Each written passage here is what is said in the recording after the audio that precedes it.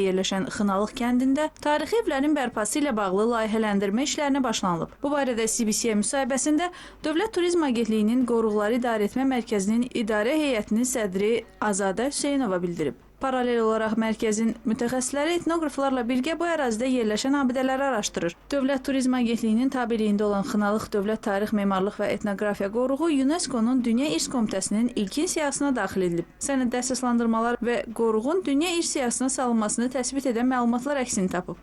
Növbəti hədəf isə Xınalığın tarixi simasını bərpa etməklə UNESCO-nun Dünya İrs Komitəsinin daimi siyahısına salınmasına nail olmaqdır. Ərazinin təkcə turizm nöqteyi nəzərindən deyil, eyni zamanda mədəni irsinin qorunması və həmin mədəni irsin qorunaraq turizmə qazandırılması bizim iş gündən Dövlət Turizm Agentliyinin əsas məqsədlərindəndir.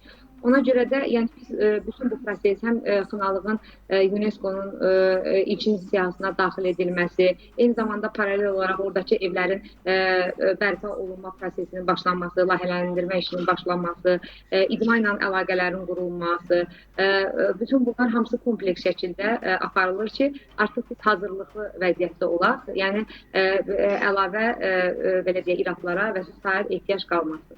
Mütəxəssislər hesab edir ki, Xınalığın UNESCO Dünya İrs Komitəsinin ilkin siyahısına daxil edilməsi bu abidənin dünya tarixi üçün əhəmiyyətini, unikallığını bir daha sübut edir. Xınalıqda yaşayan insanların dili, etnoqrafiyası hələ də araşdırma mövzusudur.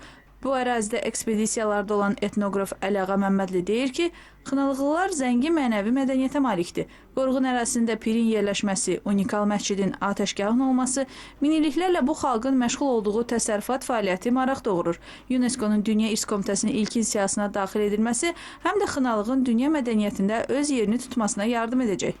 Ekstremal şəraitdə, təbii iqlim şəraitində yaşayış məsələsi var burada. Bu da bunun çox deyək ki, nadir hallarda bir rast gəlirik ki, yəni dəniz səviyyəsindən 2300 metr yüksəklikdə yerləşən bir kənd, özü də dağın qoynunda, Xınalıq dağının qoynunda yerləşən bir kənd. Bax, burada yaşayış tərzi, burada deyək ki, maddi mədəniyyət nümunələri, deyək ki, buradakı evlərin quruluşu, tikilişi və s. Bu özlüyündə də çox bir unikal bir haldır. Yəni, insanlar gedib vaxtilə bu çox yüksək dağlıq hissi, dağın başında çıxıb bir məskən salıblar. Restavrasiya işləri zamanı Xınalığın orijinallığının qorunub saxlanmasına diqqət yetiriləcək. Qeyd edək ki, 2007-ci ildə Xınalıq qoruq elan olunub. 2018-ci ildə isə Dövlət Turizm Agentliyinin tabeliyinə verilib. Nailə Hüseynova,